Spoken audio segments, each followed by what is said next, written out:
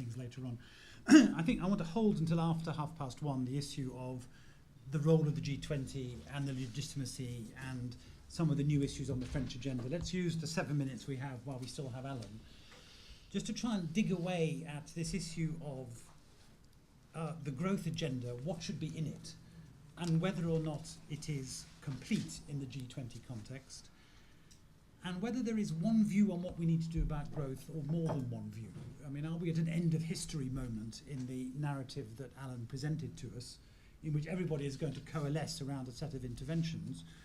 Or, and reading a little bit between the lines of some of the things that Jomo said, is there an alternative perspective on how to achieve growth that also ought to be visible in the debate? So let me try and focus on that for a few minutes. And please remember that when you speak, stand up, say who or not, but say who you are, make it quick, and remember that you are being broadcast around the world as you do so. Stephanie. Stand up. Okay. Take a microphone, please. Thank you. Thank you very much for interesting presentations, and to Dirk for organizing these excellent meetings. I wanted to ask really two questions. I'm sorry, my name is Stephanie Griffiths-Jones. I work with Columbia University and also with ODI. I think Alan presented us with really interesting evidence of how the downturns in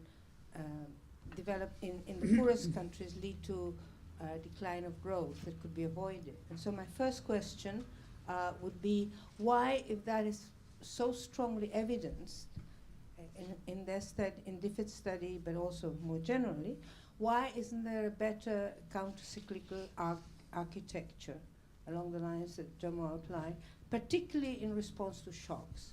I think the international community has responded quite well in the crisis, and I think the G20 played an important role in that, in providing counter-cyclical finance, but it was too late, and in the case of the LICs, I think too little. Why isn't there a better architecture that deals with these issues so that countries can continue growing in the face of purely external shocks? Why is it subject to conditionality and so on? My second question just take one question, because yeah, you no, can I just, I think more important question, or equally important question is, I think that what the developed countries can do, perhaps most importantly, is to sustain their own growth. And I think there is a concern, particularly in Europe at the moment, but it may spread to the US, that not enough will be done by those countries, and that this will harm development, including of the poorest countries. I want to know whether you think the Korean proposal for a safety net, which is going to be discussed in Seoul, is an adequate response to your first question. I haven't studied it in detail, but I think it will be adequate to the extent that it compensates sufficiently for shocks, and then deals with the problems that Alan pointed out. Let's take any other quick contributions on this question of the kind of the guiding narrative around growth and shock management and so on. Does anybody would like to contribute? Please. Well, as no one else was, Jonathan Glennie from ODI. I mean, it's a very general point, really, but but it's about whether or not post-crisis, especially, it is not the end of history, but the end of a guiding narrative. Stiglitz went, the only consensus that there is now about growth and development is that the Washington consensus was wrong, and there is no consensus. Is that the general feeling in G20 circles, in donor circles, that actually there was an immense kind of confidence about the roots of growth in the 80s and 90s? A lot of it proved wrong, some of it quite substantially right. And now there's a feeling that actually the most important thing is an attitude to development which says countries have to have the right to implement their own policies again, try things out that are different to what the guiding narrative is. One more, and then we'll give you the floor, Alan, to reply to this. Thanks very much. Miles Wickstead. Alan, given the focus that you put on the importance of economic growth for development, but also the fact now that we know that 3/4 of the poorest people in the world live in middle-income countries and not the poorest countries, what should the G20 be saying about how poverty is addressed in those fast-growing countries. Thank you. Let me just add, yes, one more.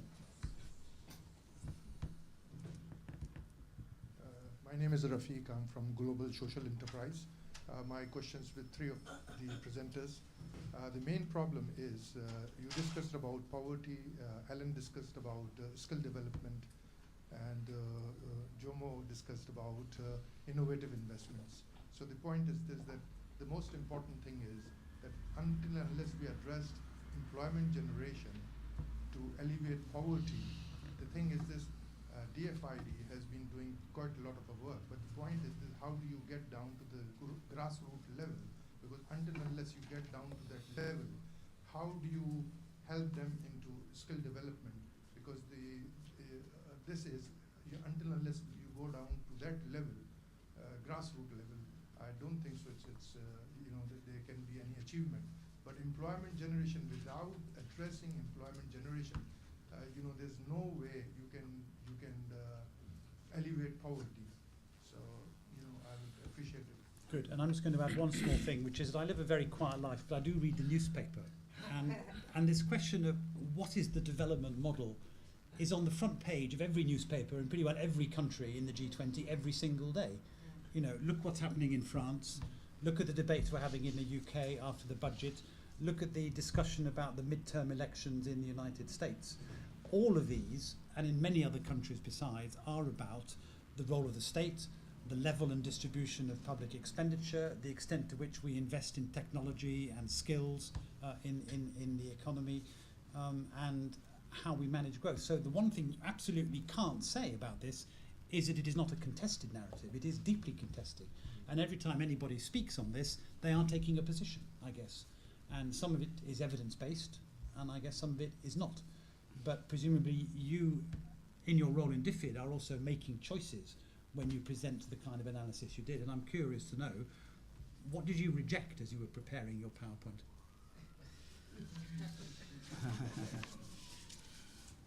And you think I'll tell you? Okay, gosh, what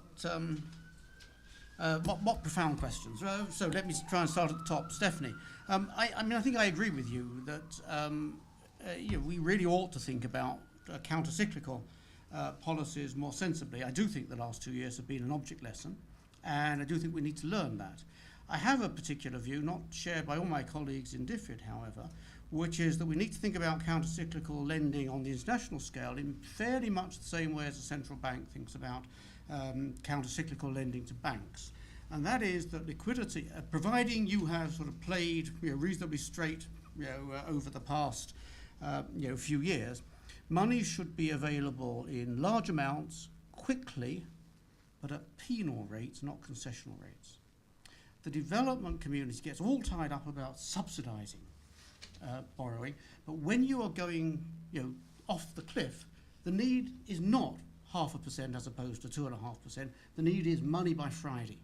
So it does seem to me that we need to get back to something more like the old model of the IMF, which is short-term lending, somewhat higher interest rates, so it's always worth paying that back as soon as you can, so that it's there the next time you hit a bump. But it should be, as you say, subject to sort of pre-approval, if you like, that you've got a reasonable set of policies and prospects in large amounts and basically unconditional. That's me, it's not official policy yet. You're quite right that if the G20 or even the OECD countries in the G20 go belly up, life will be extremely tough for the rest of the world. And we have said that many times, and we do need to think, exactly right. G20 needs to get its own house in order, in a sense, not before, but certainly as well as thinking about development. It would be wrong to have the G20 spend, a whole summit meeting talking about development, only to have a currency war break out on the Thursday, afterwards. So, Jonathan, the end of the narrative, a bit like Simon's point. Well, I think, sure, we keep learning. Development's extraordinarily difficult. I mean, it's just extraordinarily difficult. If we knew how to do it, we'd do it. It's a no-brainer. We don't know how to do it. We're feeling our way. And so I never want to pretend that this is not contested. I just think it would be silly to think that it's not contested.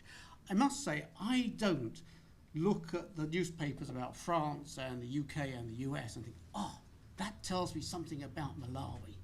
All right? I do think there is a sense in which if you've got an income, the 20th income per head, the 20th the size of the UK, it may be you face a different set of problems about whether you ring fence DFID or the NHS. So for sure it's contested, but they are, at least to some fair degree, separable issues. Joe and the only consensus is there's no consensus. Well, of course, Joe is always anti-consensus. There's always an anti-consensus of one, because Joe is on the other side of whatever happens to be popular. Joe Stiglitz. So Joe Stiglitz, yeah. I think that we have learned quite a lot, and exactly the way that I expressed it. I think Mike Spence saying, there are no recipes, there are ingredients, captures the situation exactly right. All right? We clearly, from the last 30 years, I think, have internalised the message that macroeconomic stability, not budget deficits of 35%, inflation at 60%, macroeconomic stability is good for growth, that is good for poverty reduction. It may be contested in one or two places. We can argue about whether the threshold is at 15 or at 10 or at 5, but the basic message that there's something that you need to get right is that I think it's more contested, but I think serious engagement with the world economy also is something for which we have a very strong set of evidence. Not that every single act of trade liberalisation brings nirvana, it doesn't. But the point is the idea that you can be like North Korea and develop, or you can isolate yourself from what is going on in the world, the markets, the inputs that you can get from there, and still achieve income levels of even, say, upper middle income level countries is just not correct. So I do think there are a whole series of things there where there is a reasonable consensus. There is a great deal of uncertainty about exactly how you apply them always, and clearly what you say about it all has to be done at a country level is exactly right. I don't particularly buy the growth diagnostics model in the sense of the way that Roderick and Houseman lay out their sort of decision tree. But the idea that each country faces a fairly unique set of circumstances seems to me to be exactly right. So we do need country-level thinking, country-level analysis. We do need capable governments. I think it seems to me that's one of the real cases for the government, is to think hard about what the strategies are. Miles, yes, 3/4 of the poor in middle-income countries. I have heterodox views about this as well. My reaction to that is it's disgraceful. And then to move on. I just don't get this. I mean, there are countries where we plausibly can believe that they don't have at the moment the income to feed everybody, give everyone a reasonable standard of living. I think we should help and we should take some responsibility. But the idea, that any country that has got some extreme poverty can turn up and at one Palace Street, knock on the door and say, "Oh, we got this poverty, give us some money." I just see it's outrageous. So I think we need to be actually really quite firm, not to say that look, we wash our hands of anyone who's just slipped into lower middle income status. That would be silly. But the idea that gradually having poverty at that level is a reflection on you and your government rather than the world is something that we have to start communicating.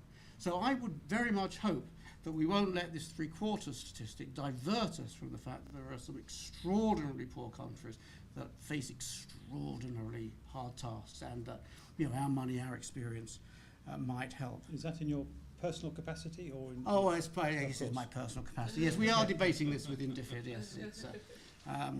I don't know what the Secretary of State thinks about that. I'm sorry. I should preface all this. I'm an academic at heart. And to Rafiq, I think you're exactly right. Employment generation, is key. And if growth's difficult, employment is even more difficult.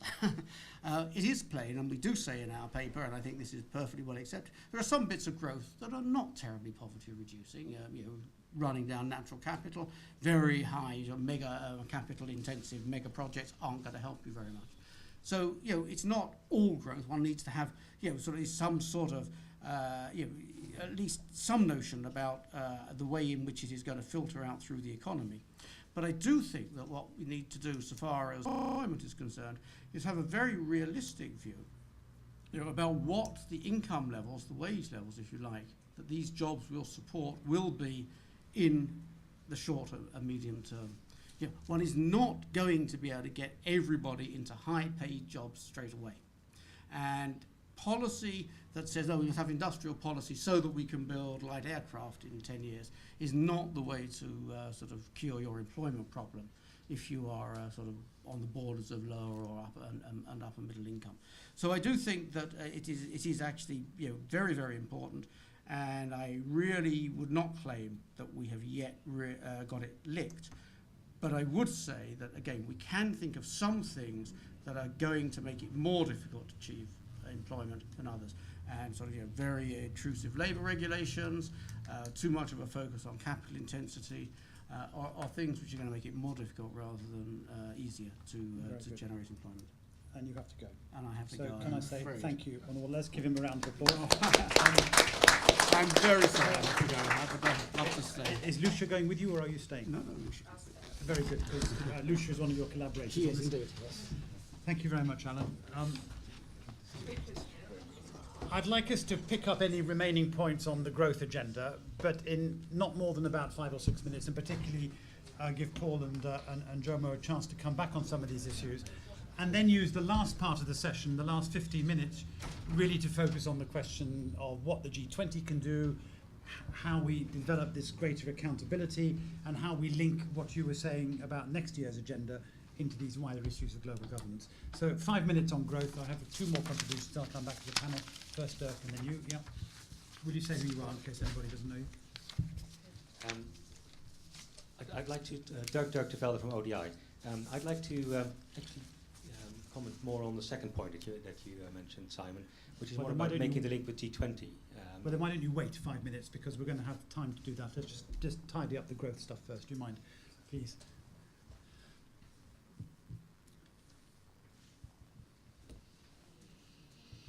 Thanks. My name is Eva Alexandrova, and talking about new thinking about growth and how growth happens. It will be very interesting to hear the South Korean story of development, because that's a very different version of development based on export-led industrialization with a very strong state, which transformed South Korea from the poor country it was at the end of the Second World War into a first world country. Which policies have been very different from the Washington Consensus prescribed ones, rolling back the state and trade and openness. So I wonder what you think about that. What do you think about it? I mean, is it something you would I recommend? think it's a unique opportunity for alternative stories of development to emerge and be discussed and be Okay. put. Jomo, help us out on this. Which On this general issue of alternative narratives and how we reach some sort of way forward. Okay, well, I have to agree with Alan. Alan apparently is now a follower of Deng Xiaoping. Defeat chief economist crosses the stream by feeling the stones.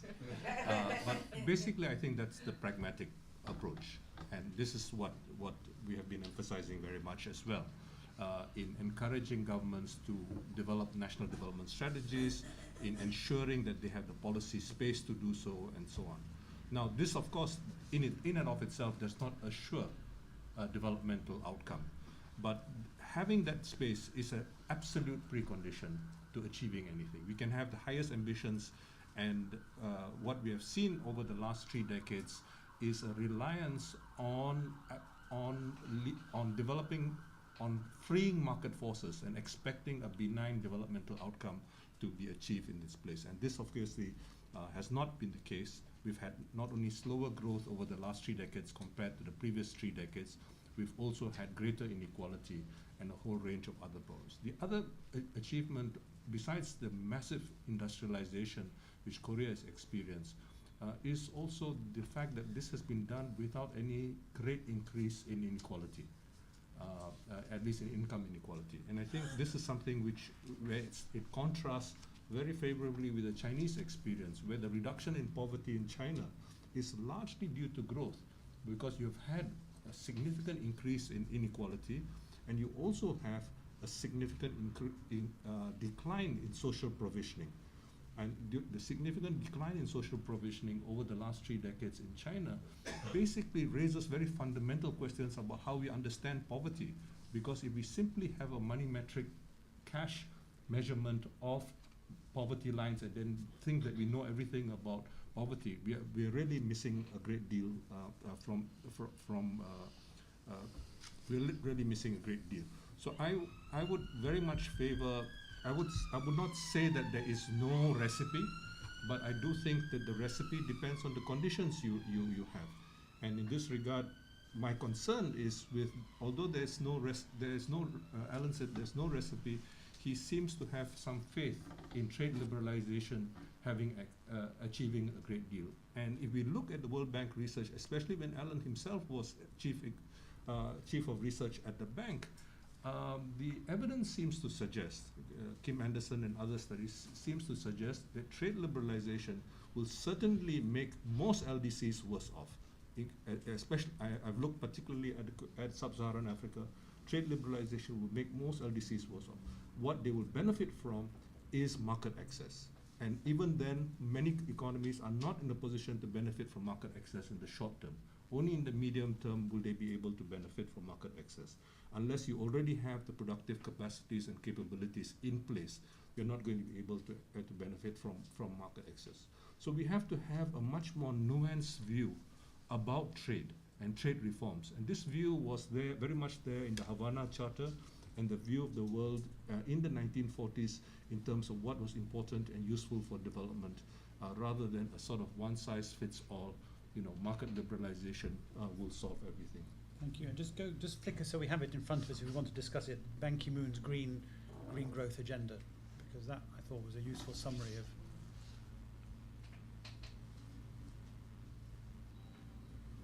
That one, just worth thinking about whether we are covering all those things. Interesting that there hasn't been a meeting of development trade ministers in the G20. And obviously some things get on the agenda and some don't. To my knowledge, not yet. And that there is a great prudency about convening more minister. But we do agree that the link between the finance minister process and the development working group is a crucial one, and I just can agree on that. I just wanted to add a footnote to what is the guiding narrative after the Washington consensus, and just to turn the question upside down, maybe we don't have the new strategy that's always working, but we may have made some progress on what is growth and what is development, on the new works that arise on the measure of growth. And I'm thinking specifically of the work of Stiglitz, Sen, and Fitoussi, asked by the President of France last year. And that's another way to think around this issue of the next narrative and what do we aim for. Of course, it is true that we often think of the French, perhaps in an ill-educated way, over here as being the flag wavers for a slightly different model of globalization. And it will be very interesting next year to see whether or not some of the headline messages coming out of the G20 are the same or not. I'm going to give the last word two quick last words to Lucia, and then we're going to come to the bigger question of the G20 and ask Dirk to speak. So we'll take two in the front row. Hi, I'm Lucia Hanman from DFID. I just wanted to say something, react to the Korea question, because actually in the paper we have a Korean co-author, Won-Yuk Lim, and we have a section in that paper which I think Alan gave you the reference to on the website, which specifically looks at Korea's development experience, and the author uses the framework that we devised in the paper to take a retrospective look at Korean policies and attributes to them which policies actually helped South Korea minimize downturns and the effect of shocks, and which policies helped to raise the average rate of growth. So that's quite an interesting bit of analysis to look at. And any headline conclusions? No, I mean the headline conclusions is that the policy mix did both. Investment in agriculture was good agricultural policy was particularly good, as well as skills development and education. at minimizing downturns and shocks, but the early development of agriculture was one of the things that he pulled out for minimizing downturns. Won Hyuk Lim, by the way, is the editor of the book that I was referencing earlier in the meeting. Okay. Thank you, Lucia, please. Hi, I'm Federica from DFID. Would like just to pick on your point on beyond ODA or something more additional to ODA.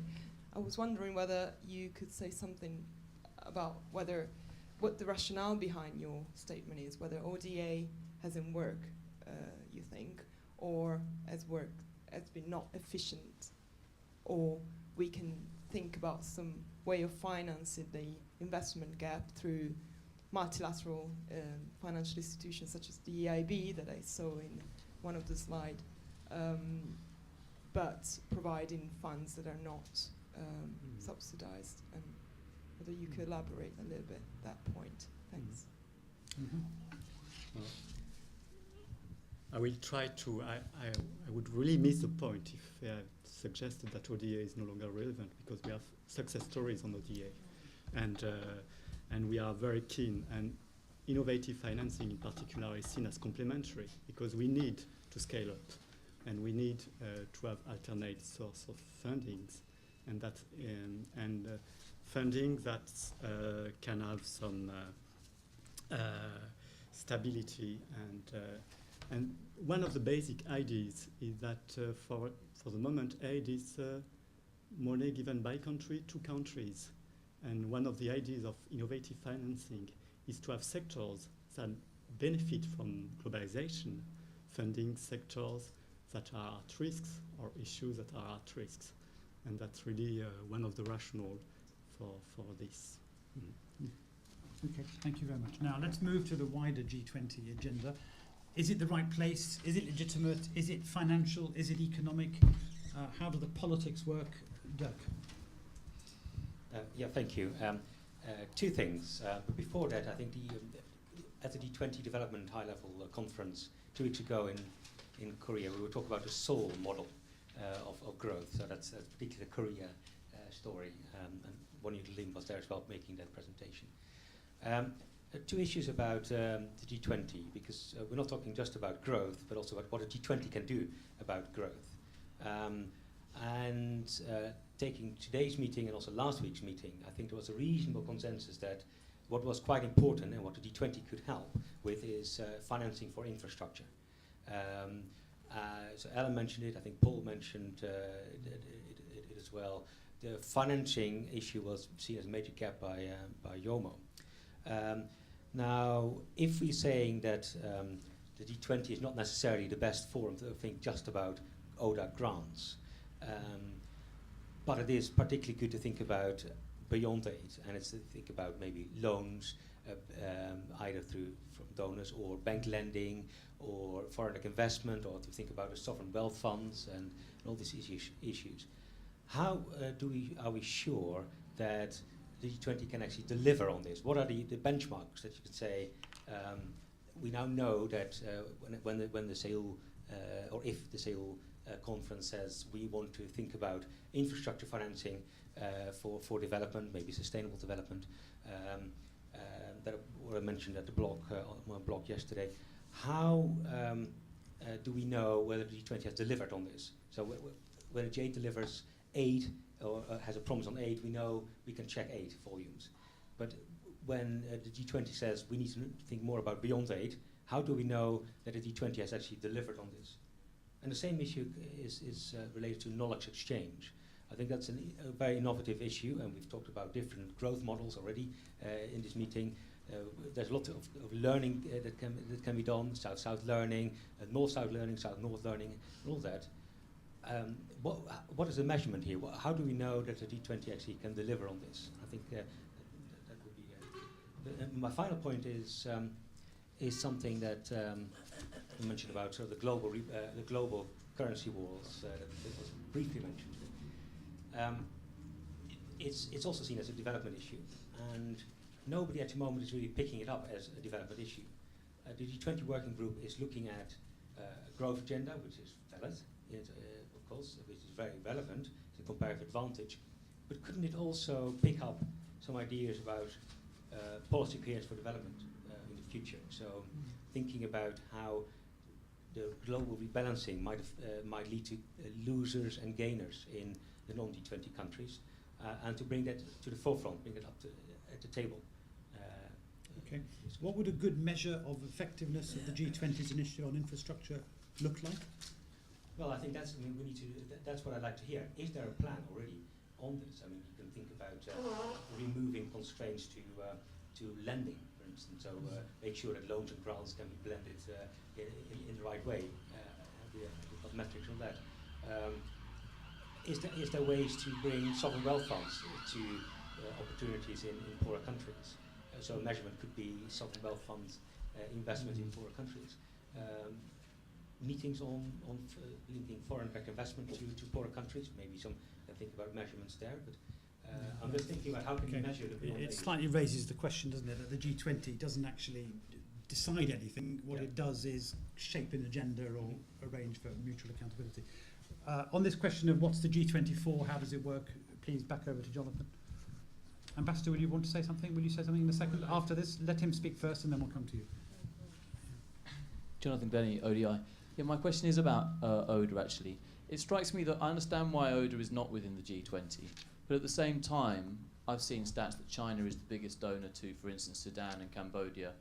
The point being, the middle-income countries that are now part of the G20 are big donors, and yet we still talk about ODA, which is managed by the OECD, of which they're not a member. So is the G20 an opportunity to bring a different group of people around talking about what are the best principles for aid effectiveness? Because at the moment there's this big Paris agenda going on, there's a big kind of discussion going on. It seems to me that some of the most important donors, which are middle income countries, are not very involved in that discussion, partly because they think aid is a different thing to the way that traditional donors have conceived it. And my other question, as I've got the microphone, is where is tax paradises, what are they called? Tax havens. Yeah, I've been in Colombia for the last 3 years, sorry. Where are tax havens on the agenda? I'm fairly sure they were on the G20 agenda at previous stages. They seem to have dropped off it. All right, on aid, have you been following the Development Cooperation Forum, which is the UN's alternative to the DAC? Do you think that is stronger or weaker than the G20? As a forum? In all honesty, I know I should know more about it. I don't know that much about it yet, and I think that maybe is part of the problem. It looks like it's not that strong yet. G20 could add value even to that. Basically, it needs to be taken slowly and kind of, they're going to desperately try and keep hold of it, but the DAC needs to slowly lose, or the OECD needs to lose control of international aid. It's going to happen slowly, but... All right, I'm just collecting some issues and then we'll come to them. Can we have the Ambassador next, please? Thank you, Simon. The issues that have been raised regarding the adding cost to Africa or to developing countries, the issue of infrastructure, human resource. Hold the microphone a bit closer. Yeah. Human resource development, investment, all issues are raised by the African countries, especially the Prime Minister as the chairman of NEPAD, and he's one of the representatives of Africa in the G20. Infrastructure development is very important for Africa, and in terms of financing we are facing a lot of problems, bottlenecks, so we have to find a new mechanism of financing infrastructures from private sector, public sector, and also for regenerating old and aging infrastructure, operating and managing infrastructures. These are some of the problems that Africa is facing. In terms of human resource development, especially in terms of ensuring the flow of skill to the growing economies, the TVT, technical and vocational training programs in Africa is very important. And we hope that the G20 will give support to this agenda. And of course, higher education in terms of engineering and science. And the other is the unlocked Doha Trade Development Agenda. And of course, what I want to say is all the issues have been raised, I don't want to repeat, but there seems to be, or looks that there is a turf war in Africa between the emerging nations and the developed countries, rather than using the synergy to accelerate growth in Africa. There is so many questions that are raised as if China is invading Africa or the West is losing ground in Africa. I think what we have to do is use the synergy, how best they can work together in terms of ensuring sustainable and robust growth in Africa. Okay, that's very good. Thank you. Josephine, you wanted to say something? No, sorry. We'll take one last comment and then we'll give a minute or so or two to the two presenters. Yes, I'm Akio Fuji, Nikkei Japanese newspaper. I have a question to Paul. And there's too many agenda on the table of G20. So I think the rotating presidency might not be effective. So I heard a report that President Sarkozy proposed a permanent secretariat of G20, or I'd like to know more about that. That's also a good topic. I do think for both of you there are some very interesting questions about what we expect the G20 to do. Is it about finance? Is it about economics? Is it about the process of the Sherpas, or is it about the leaders? And I do look at a lot of these topics, and I ask myself, why does David Cameron or President Sarkozy go all the way to Seoul to talk about the implementation of Basel III, which is a very technical agenda? And I asked Shriti that question last week, and I'm not repeating her words, but I'm interpreting what she said, which was that, finance ministers, all they know about is finance and they're technicians, and you need leaders to solve these problems. And I'm not so certain about all of that, actually. I think the finance ministers did pretty well at the IMF last week. I think there's a different agenda for leaders, which is much more around this kind of shaping the world. You can't go to Seoul and not talk about climate change, for example, 2 weeks before the Cancun meeting. So I think this is the challenge for the G20, is to make it less technocratic and more political. And I think with the leadership we've had from the Koreans have absolutely put the right issues on the agenda. And now the question is how to engage leaders over the course of the next 18 months when you're in charge. And I'm very curious to know how you're going to do that. So let's give you 1 or 2 minutes, and then 1 or 2 minutes for you to kind of give us a rallying call at the end. I may go very quickly in reverse order, and maybe a very diplomatic answer, but true one. It's an open question, the permanent secretariat. Then, Mr. Ambassador, I can only agree. And France will be both G8 and G20 president for next year. And there is an important legacy of G8 working with NEPAD, personal representatives, Forum for African Partnerships. And this legacy has to, if we have to avoid the kind of problems you evoked, that's probably a role we should play regarding Africa. The exchange, the ODA, and there is something called knowledge sharing, and maybe as such ODA is not a topic, but there is much talk about sharing experiences, good practices, and South-South cooperation in the talks going around. So things like aid architecture may or may not be for now, but they can come at a certain point. Well, how can you measure delivery on infrastructure? You more or less say that, but there are 3 levels where G20 can help.